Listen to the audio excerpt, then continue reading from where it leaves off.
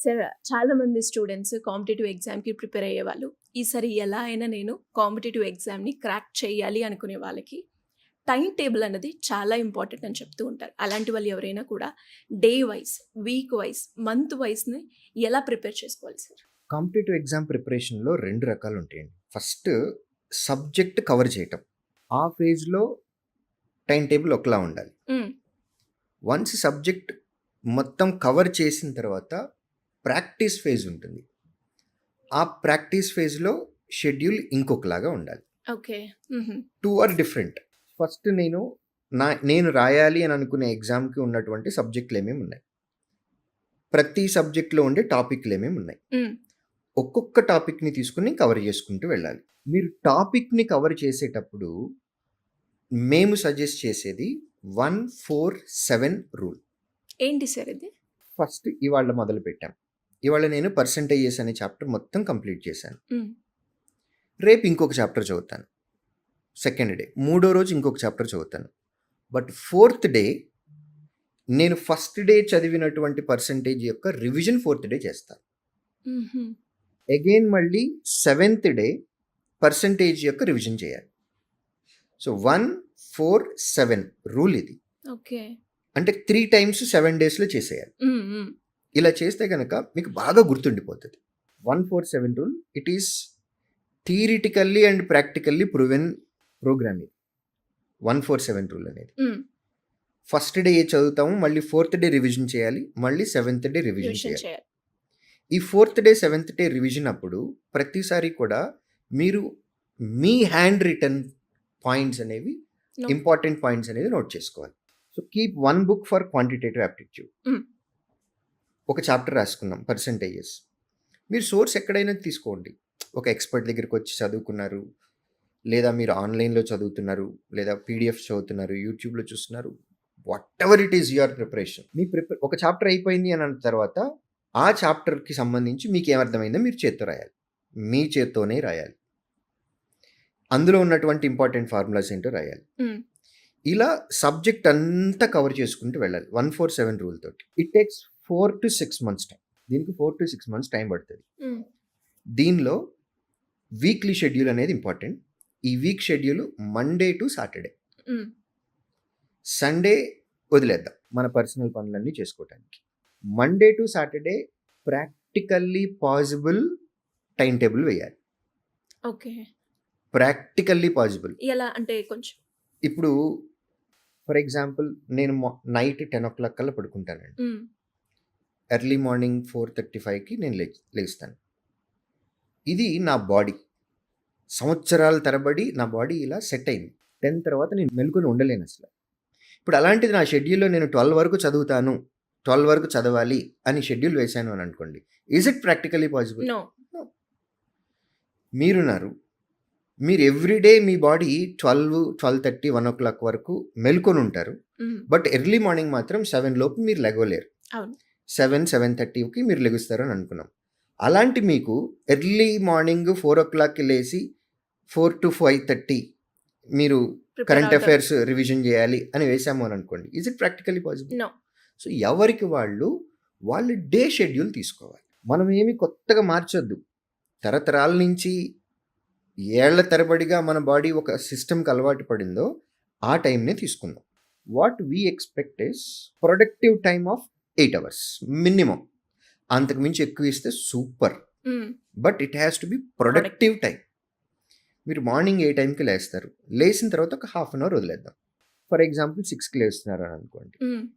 6:30 వరకు వదిలేద్దాం మన రెగ్యులర్ పనులు ఉంటాయి. యాక్టివిటీస్. హ్మ్. 6:30 నుంచి 7:30 వరకు ఏం చదవాలి?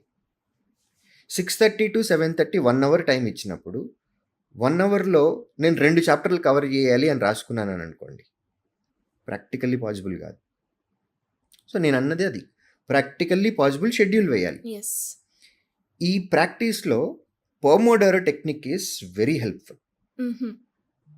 30 minutes కాన్సన్ట్రేట్గా చదవండి, ఒక 5 to 10 minutes బ్రేక్ ఇవ్వండి. బట్ ఆ 30 minutes ఎలా ఉండాలి అని అంటే హ్మ్.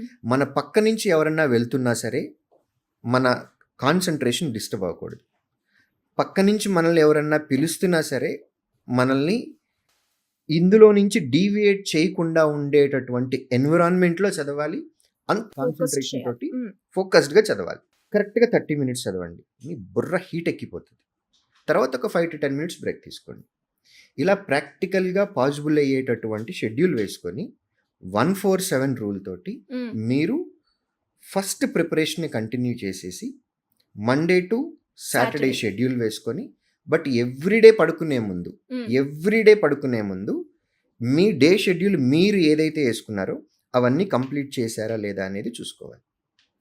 ఇందులో ఏదైనా మిస్ అయింది అని అంటే అది రెడ్ మార్క్ హైలైటర్ తోటి మార్క్ చేసి పెట్టుకోవాలి.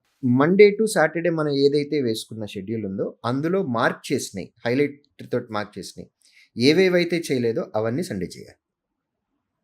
అయినా అవ్వకపోతే నెక్స్ట్ వీక్ షెడ్యూల్ వేసేటప్పుడు ఫస్ట్ ఇవి వేసి తర్వాత చేయాలి. బట్ ఎవ్రీ డే పడుకునే ముందు మాత్రం మనం ఆ డేలో మనం వేసుకున్నటువంటి షెడ్యూల్ కంప్లీట్ చేసే పడుకునేలాగా ఉండాలి, ఒక సాటిస్ఫాక్షన్ తోటి. ఏదైనా మిస్ అయింది అని అంటే అది కంప్లీట్ చేసి పడుకోవడానికి ట్రై చేయాలి. ఇది ప్రిపరేషన్ టైంలో. ప్రాక్టీస్ టైంలో అగైన్ మండే టు ఫ్రైడేనే, బట్ ప్రతిరోజు మెజారిటీ ఆఫ్ టైం 8 అవర్స్ నేను అన్నాను ప్రొడక్టివ్ టైం. అందులో ఒక 4 అవర్స్ ప్రాక్టీస్కి ఇవ్వాలి. మిగిలిన 4 అవర్స్ మన మిస్టేక్స్ని కరెక్ట్ చేసుకోవటానికి మనం అవకాశం ఇవ్వాలి.